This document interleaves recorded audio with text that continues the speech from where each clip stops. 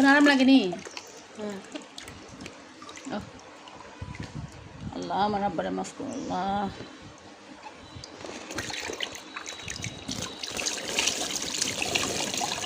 জ্বর উঠলে মাথায় বেশি বেশি পানি দিলে কি হয়?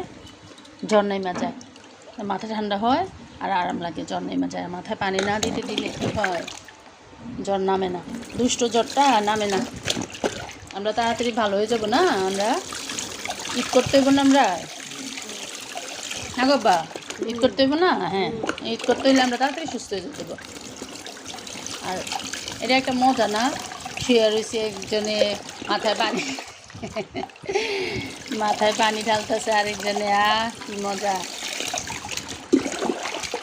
মা, সাইড হো, সাইড হো।